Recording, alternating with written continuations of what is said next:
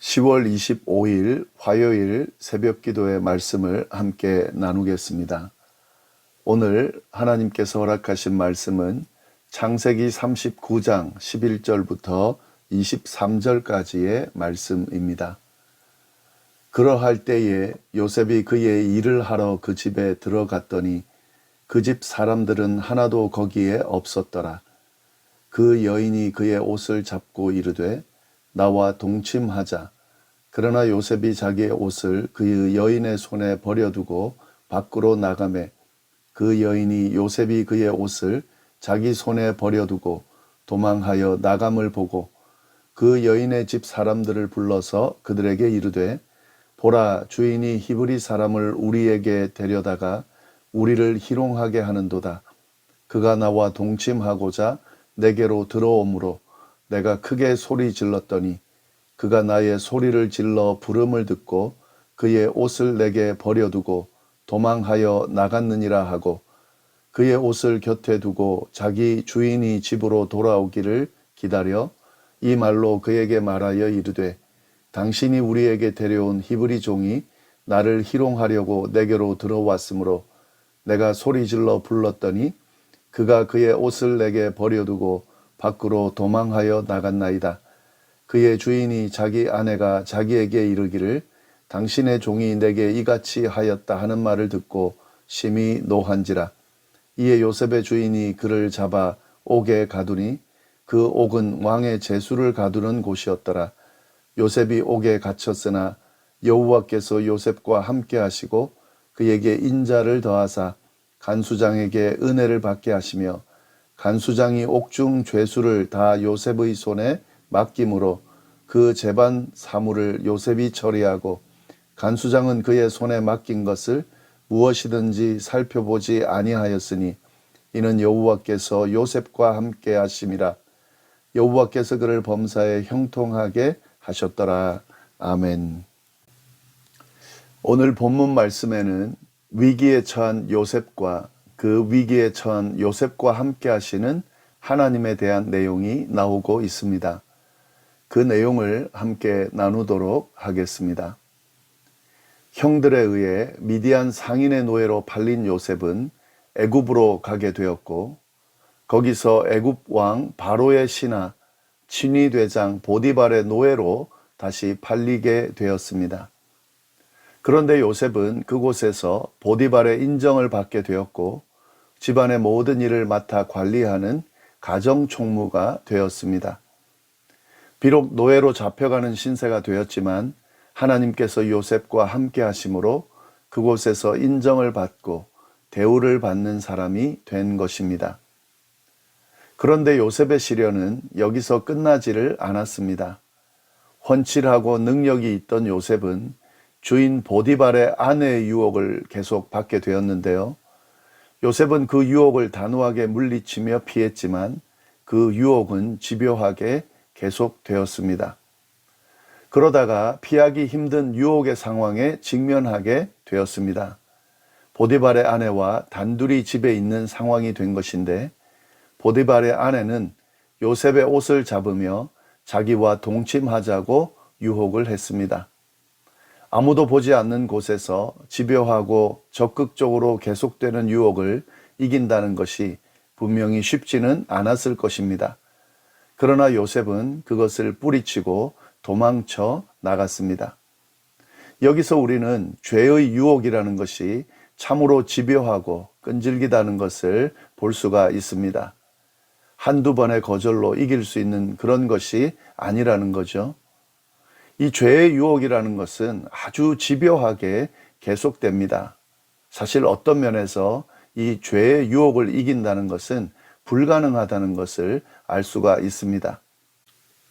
따라서 죄를 이기는 방법은 피하는 겁니다. 오늘 요셉의 행동을 통해서 우리는 죄를 이기는 방법을 발견할 수 있는데 죄는 단호하게 거절하고 그리고 자리를 피해서 도망칠 때 이길 수가 있습니다. 요셉은 죄의 유혹에 휩싸이거나 그것과 씨름하지 않았습니다. 그는 그 유혹을 뿌리치고 도망쳤습니다. 이것이 바로 죄의 유혹을 이기는 방법입니다.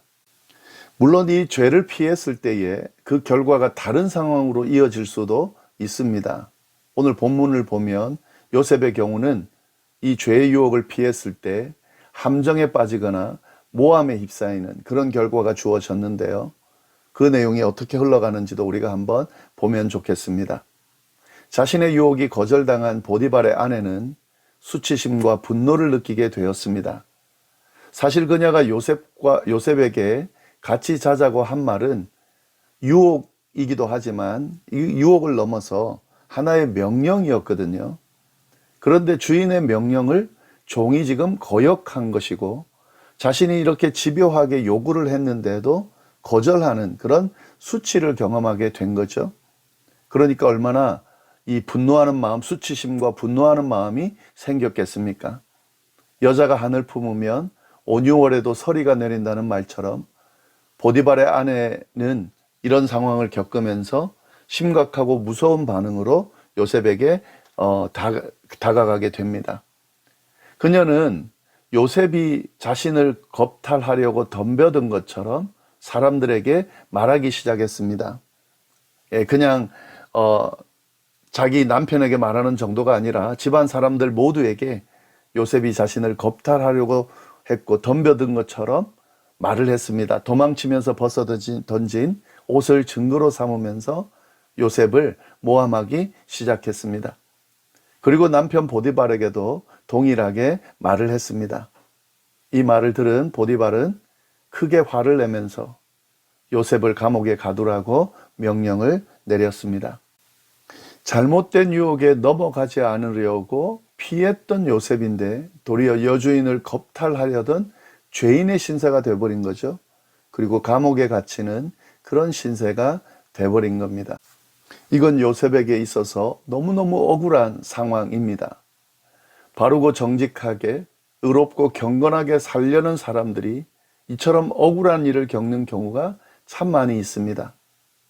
세상은 바르고 정직하게 살려는 사람들, 의롭고 경건하게 살려는 사람들을 그냥 내버려 두지를 않습니다.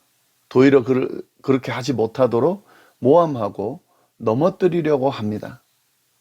이런 억울한 상황 앞에서 힘들어하고 흔들리는 경우가 참 많이 있죠.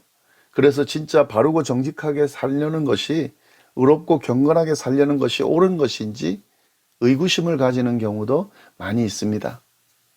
요셉은 이런 상황에서 어떻게 되었을까? 우리가 이 부분을 좀 잘 보고 어떻게 대처해야 될지도 잘 깨달아야 될 것 같은데요.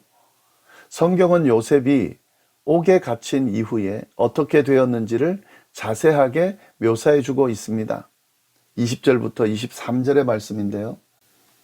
이에 요셉의 주인이 그를 잡아 옥에 가두니 그 옥은 왕의 제수를 가두는 곳이었더라.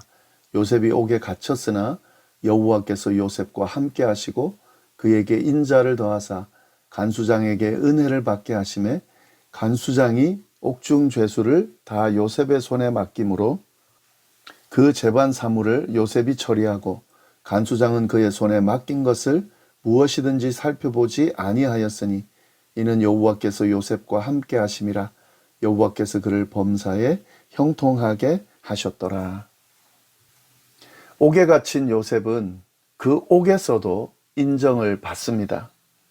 감옥을 관장하고 있는 간수장의 눈에 들어서요, 감옥의 모든 책임을 요셉이 맡게 되었다고 성경은 말하고 있습니다. 요셉에게 맡긴 간수장은 요셉을 완전히 믿었고 아예 감옥 일을 신경을 쓰지 않았다고 되어 있습니다. 요셉은 비록 억울한 누명을 쓰고 감옥에 가게 되었지만 여전히 거기서도 사람들의 인정을 받고 중요한 역할을 맡는 사람이 된 것입니다. 성경은 이러한 요셉의 모습을 이야기하면서 비록 억울한 일을 당했지만 그 요셉이 그렇게 억울한 채로 머물러 있지 않다는 사실을 잘 전하고 있습니다. 그리고 이러한 요셉의 모습을 전하면서 그가 그렇게 인정을 받을 수 있었던 이유를 분명하게 드러내고 있습니다. 21절에 여호와께서 요셉과 함께 하시고 그에게 인자를 더하사 간수장에게 은혜를 받게 하심에 이렇게 돼 있죠. 요셉은 하나님께서 함께 하셨고 하나님께서 은혜를 더하셔서 그러한 결과들을 얻게 된 것입니다. 23절에도 나옵니다. 이는 여호와께서 요셉과 함께 하심이라. 여호와께서 그를 범사에 형통하게 하셨더라. 여호와께서 요셉과 함께 하셨다는 거죠. 그래서 요셉은 어디를 가든지 형통했다는 겁니다. 쭉 요셉의 이야기를 보면 요셉이 노예로 팔려갈 때도, 모함에 빠질 때도, 감옥에 갇힐 때도 하나님께서 요셉과 함께 하셨다고 되어 있습니다. 그리고 요셉과 함께 하시는 그 하나님께서 그에게 은혜를 베푸시고 그가 형통했다라고 분명하게 전하고 있습니다. 하나님을 믿는 사람으로서 하나님의 말씀을 따라 살아가다 보면 많은 힘든 일들, 억울한 일들, 그런 일들을 겪게 됩니다. 그래서 하나님을 믿고 따르는 것이, 그 믿음 안에서 성실하고 바르게 사는 것이 때로는 어리석게 여겨질 때도 있습니다. 그런데 성경은 그 모든 여정이 그렇게 끝나지 않는다고 분명하게 이야기하고 있습니다.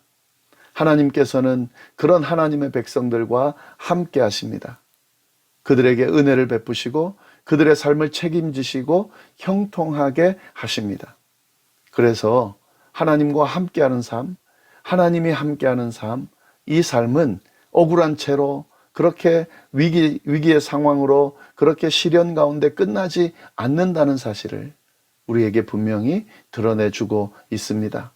하나님께서 함께 하시는 삶, 그것이 바로 복된 삶이고 형통한 삶이라는 것을 우리가 오늘 말씀을 통해서 꼭 깨닫고 붙들 수 있어야 되겠습니다. 하나님이 우리와 함께 하십니다. 하나님이 우리와 함께 하실 뿐만 아니라 우리에게 은혜를 베푸십니다. 그 하나님께서 우리에게 형통한 삶을 허락해 주십니다. 이 믿음을 견고하게 붙들고 함께 하시는 하나님과 늘 동행하면서 그 하나님의 인도하심을 받으면서 살아갈 수 있다면 우리의 삶이 형통함으로 가득 차게 될 것이라는 사실을 우리가 기억하면서 그러한 삶을 다 같이 살아갈 수 있게 되기를 간절히 바랍니다. 기도하겠습니다. 하나님 아버지 감사합니다. 귀한 말씀으로 오늘 하루를 채우시고 또 그 말씀 붙들고 살 수 있도록 인도하여 주시니 감사합니다. 하나님을 믿고 따르는 삶이 때로는 힘들고 어렵고 때로는 억울한 그런 상황에 처할 때도 있지만 그 가운데 하나님이 우리를 버리지 않으시고 함께 하신다는 사실을, 그 하나님이 끝까지 책임지신다는 사실을, 그 하나님이 은혜를 베푸시고 형통하게 하신다는 사실을 우리에게 다시 말씀해 주셔서 감사합니다. 이 사실을 믿고 기억하면서 하나님과 동행하는 삶, 하나님께서 주시는 은혜와 형통함을 받아 누리는 삶을 사는 저희 모두가 될 수 있도록 주여 역사하여 주옵소서. 오늘 하루 하나님이 허락하신 귀한 날을 귀하게 여기고 그리고 하나님과 동행하면서 승리하는 삶으로 그렇게 채울 수 있도록 주여 인도하여 주옵소서. 감사드리며 예수님의 이름으로 기도드립니다. 아멘.